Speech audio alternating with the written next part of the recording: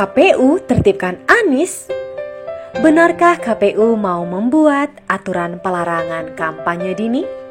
Istilah kampanye dini itu kerap kita baca di media manakala terlihat Anies melakukan safari politiknya ke berbagai daerah yang meledak dengan jumlah massa yang berjubel.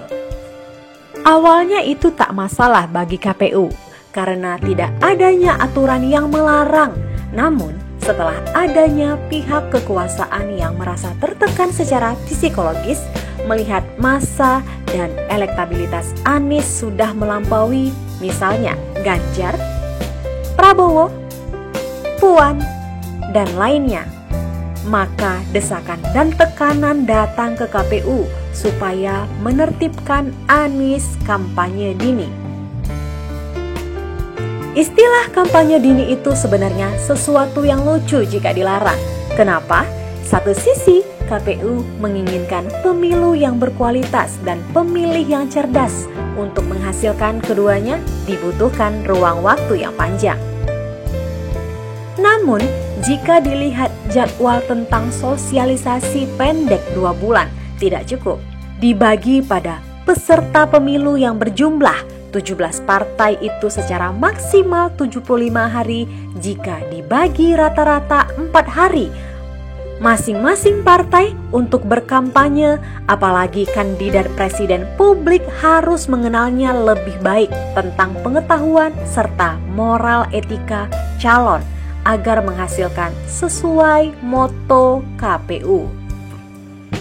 Ruang waktu yang pendek untuk sosialisasi dini inilah semestinya dimanfaatkan publik untuk melihat kandidat presiden, track record, prestasi maupun moral dari yang terkini dari kandidat agar menghasilkan calon yang berkualitas. Hakikat kampanye itu kan untuk mengetahui, mengupas kualitas calon presiden melalui sosialisasi dini agar publik pemilih punya catatan saat memilih di TPS tentang calon.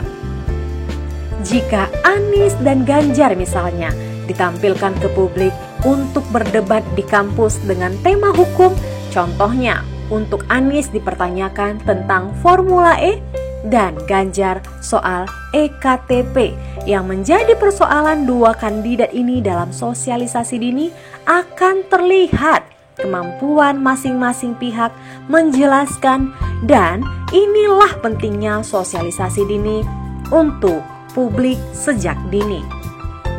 Atau Ganjar dan Anies berkunjung dan berceramah di rumah ibadah sambil mengetahui tentang kondisi umat dari para pemimpin-pemimpinnya. Tentu pertanyaan soal-soal moral akan diuji secara batin. Apakah mereka tidak ada kekakuan? Karena mungkin ada terlihat sikap asli mereka terhadap umat selama ini. Semuanya itu layak dijadikan batu uji kualitas kepemimpinan masing-masing calon presiden.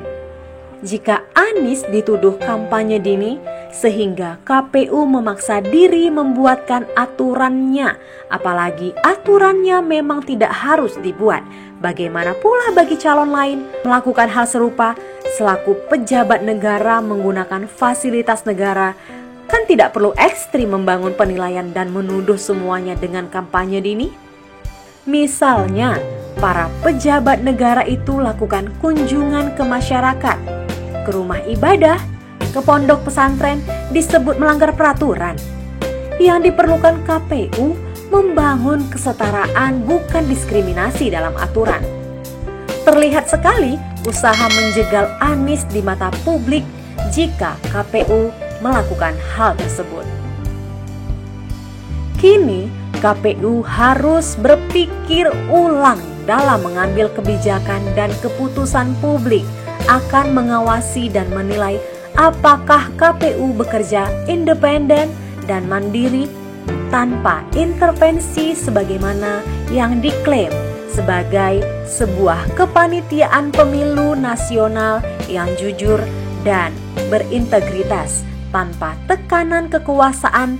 Kinerjanya akan diuji publik.